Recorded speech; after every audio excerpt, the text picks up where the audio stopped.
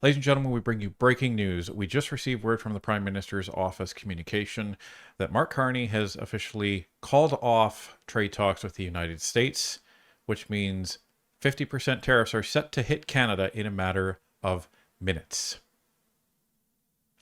Let's take a look. So, ladies and gentlemen, here we are. Statement by Prime Minister Carney on Canada-US trade negotiations. Over the past 18 months, Canada's new government has focused on building our strength at home, diversifying our partnerships abroad, and striking a fair deal with the United States. Our objectives in our trade negotiations have been to preserve tariff-free access to the U.S. for the vast majority of Canadian businesses, provide greater stability to our trade relationship, significantly reduce U.S. tariffs on our key strategic industries so that Canadian businesses in these sectors would have the best access of any in the world, protect our small and medium-sized businesses, the lifeblood of our economy, including by removing the imminent threat of new tariffs, and maintain our flexibility, independence, and sovereignty so we can keep building the Canada we want. We have recognized from the beginning that America has changed and that we will not return to our old friendship. Our government understood before many that America is altering all of its trade relationships, putting tariffs on its closest allies and charging for access to its vast market. We have worked in that context to strike a fair deal that would provide the best access to the U.S. market and greater certainty to Canadian businesses and workers. Throughout, our goal has been to secure the best deal for Canadians, never a deal at any price on any deadline. In recent weeks, we made important progress toward improving Canada's position as having the best deal in the world with the U.S. However, that progress has not been enough to meet our objectives for Canadians. As a result, this evening I have decided to suspend trade negotiations with the U.S. and have directed Canada's negotiators to return to Ottawa. They have worked hard in good faith to defend the interests of Canadians throughout these negotiations up until the very last minute. However, last-minute changes in the U.S. proposed terms were unfair, uneconomic, and called into question the reliability of any deal. At midnight, the U.S. intends to impose a 50% tariff on roughly $28 billion of Canadian goods. Canada will match those tariffs dollar for dollar to protect our workers and businesses. In the coming days, the government will introduce additional measures to support Canadian workers and businesses, building on the nearly $25 billion in support provided over the past 18 months.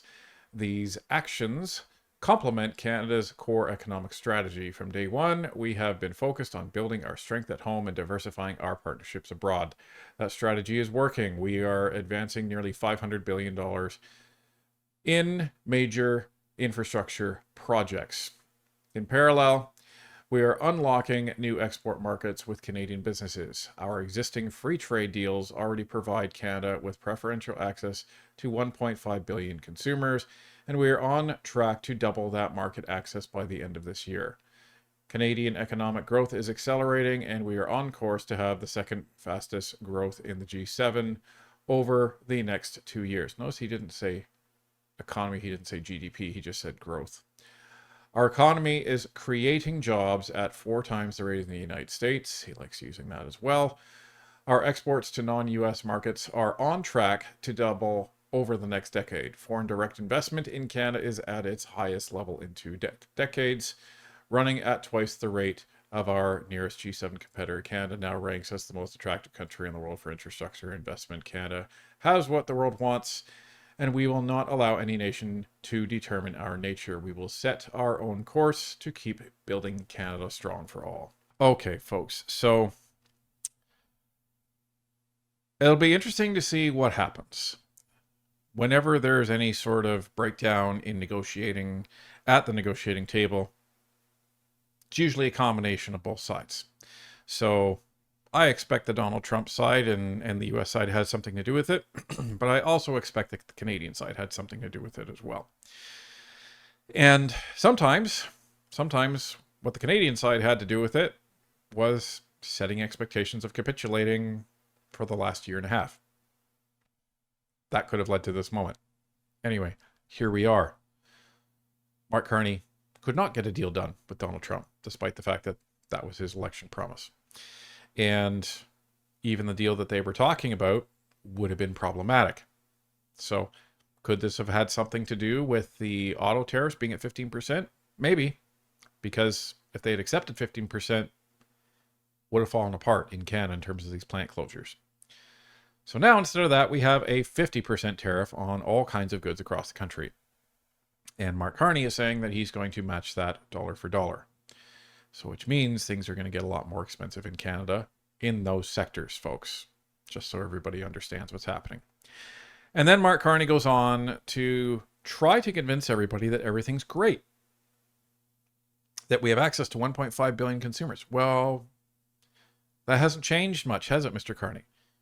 And when he says that we're going to double that by the end of the year, all that means is we're going to have the ability to trade freely with countries that are nowhere near North America.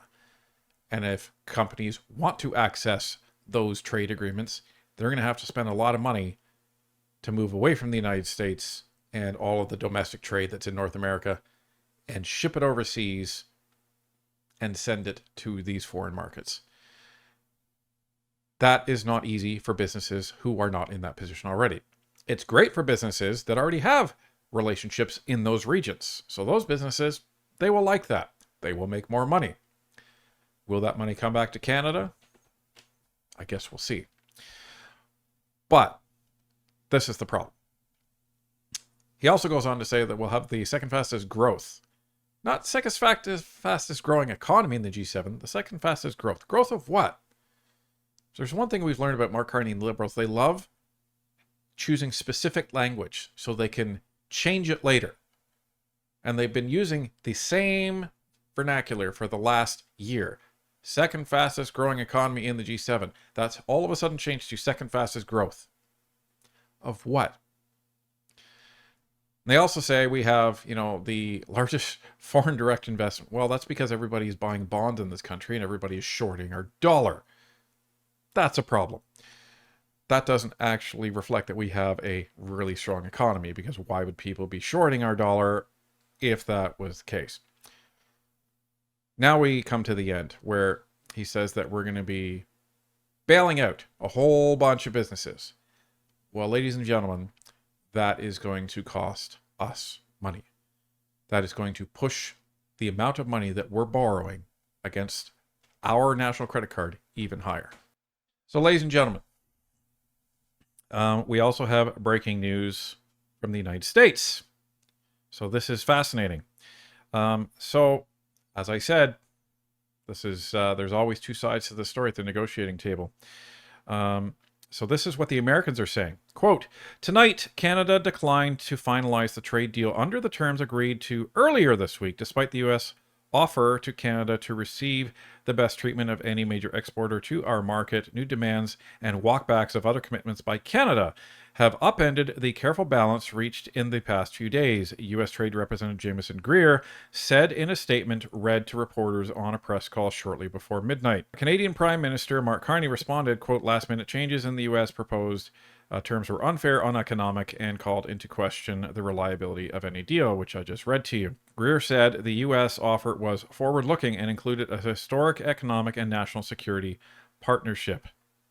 The political impact will likely be even bigger than the fallout. The countries sold each other $880 billion worth of goods and services last year. The tariffs were initially supposed to kick in at 12:01 Wednesday, but Trump extended the deadline for 3 days to allow talks to continue, but the two countries still could not reach an agreement in time. So here we are again, folks. Was it Mark Carney and the Canadians that walked away from a deal? Or was it the Americans that walked away from a deal? Or did they walk away from each other? Problem is we won't know because we weren't in the room. But it just goes to prove, once again, that we can only control what we can control in this country. And Mark Carney said that he was the one to handle Donald Trump. He was the one that was going to get a deal with Donald Trump, and he understands how he negotiates. So here we are. We're at now, at time of this recording, 12:05 Eastern Time. 50% tariffs are now hitting Canada, and the buck stops with Mark Carney.